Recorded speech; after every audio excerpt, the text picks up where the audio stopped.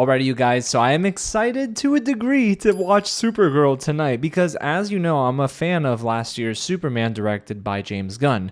And a lot of you have a lot of things to say about that opinion, but you know what? I'm going to go into Supergirl open-minded, optimistic, and even though I don't know much about the character yet, I'm looking to learn more and see if this movie really is going to be a nice follow-up to last year's Superman. So let's get started.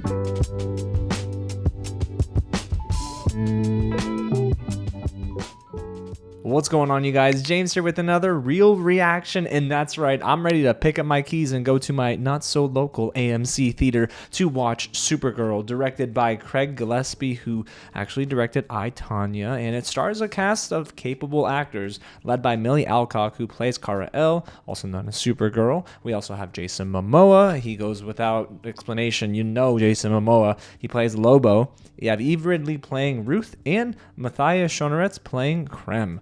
That's a villain, I think. I don't know. I've been avoiding a lot of these trailers. Guys, I'm not going to lie to y'all. I've only watched like one trailer because I am trying not to get spoiled, and I'm hoping to go into this relatively cold to be surprised by certain sequences. The movie's all about Kara Zor-El, also known as Supergirl. She joins forces with an unlikely companion on an interstellar journey of vengeance and justice when an unexpected adversary strikes a little too close to home. Based on the teaser trailer I did see, this seems to be dealing with this character of Kara in a very vulnerable state of grief and maybe some regret, anger, frustration.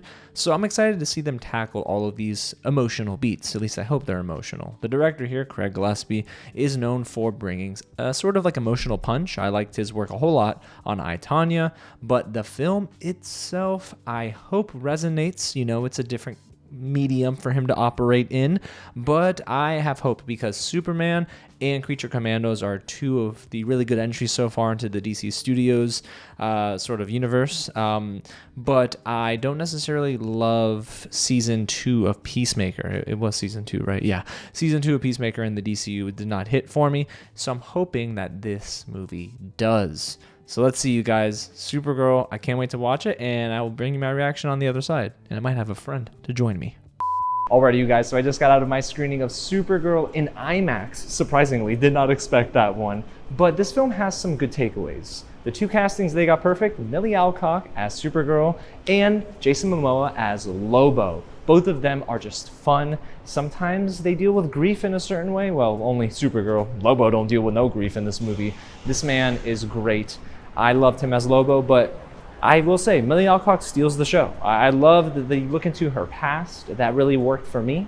There were also some really good shots here. The cinematography was pretty good. I believe the same cinematographer worked on Alex Garland's Civil War, so that really translates here. Some of the shots were wide, sweeping, huge scale, and then sometimes it gets very intimate, and I love that about the movie. I also thought that the score, when we hear it, works very well in this movie.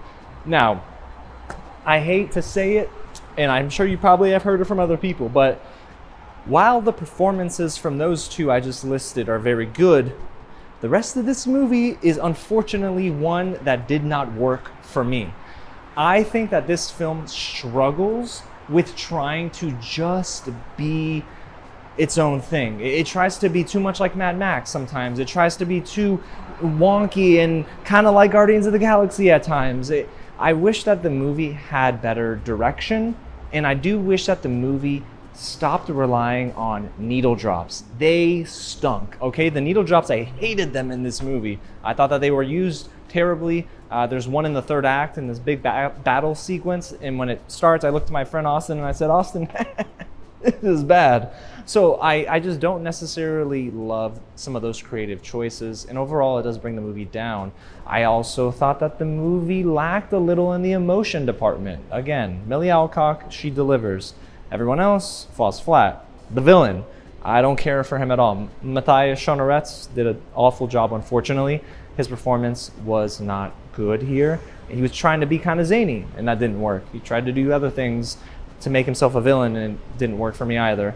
I also thought that the film didn't do a good job at giving Supergirl that sidekick, because they try with, I forgot the character's name again, it's going to bother me, but I'll put it up on the screen. I think that this character does not do enough to sort of aid the story. She's just there.